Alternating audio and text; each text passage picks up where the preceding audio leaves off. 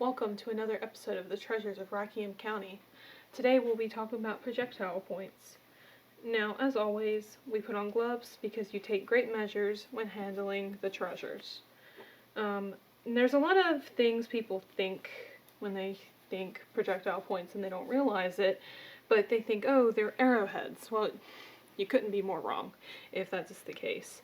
There's many different types of projectile points, and there's so much more, and there's a specific type that are arrowheads, but we'll talk about that later on.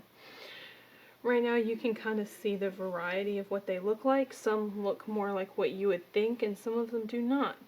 The reason is because when they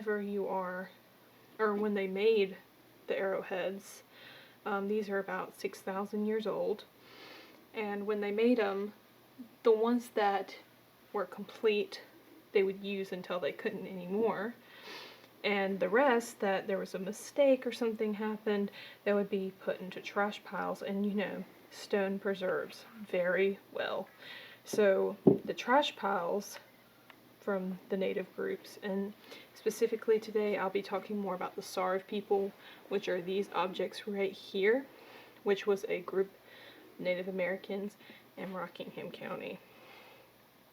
Now this, and anything I say in this group, there is never a certainty, because again, some of them, as you can see, did not go far before being tossed out. So this is believed to be a lanceoloid. This is believed to be a lanceoloid, but we'll never know because it was not completed.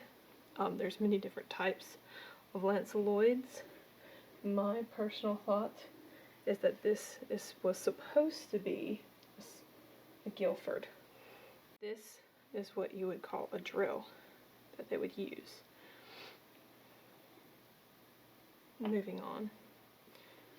This is from 1700. So this is another example of a drill, as you can see. These are arrowheads. Now, this one I'm not exactly sure what it could be, because as you can see it is very small, and there's no way to really, I'm not going to put a guess on something until I'm 100% or mostly sure. This is looked and believed to be a Callaway. So you can see the engraving here and the ridges on the edge. Very nice. Here we have some scrapers. So you can, it's probably hard to see, but you put your hands here and scrape. You can kind of feel, and this they would scrape animal bones and such as that.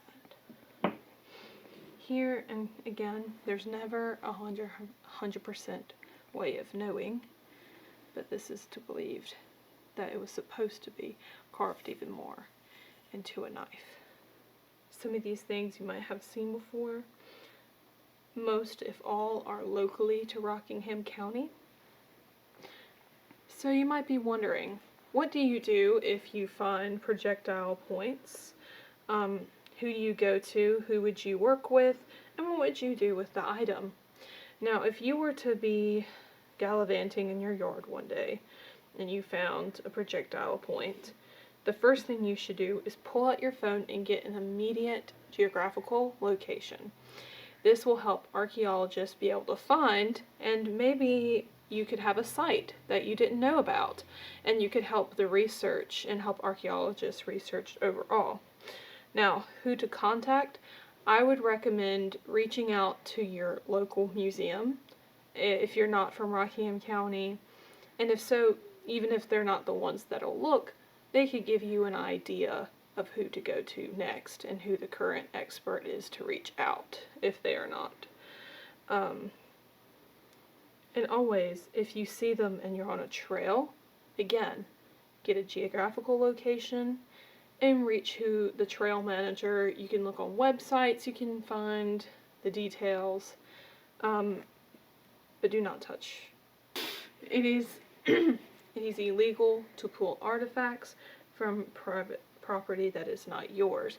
If it is your private property, I would encourage you to have discernment and try your best to do the right thing. And reaching out to your local professionals would be the best way to handle that situation.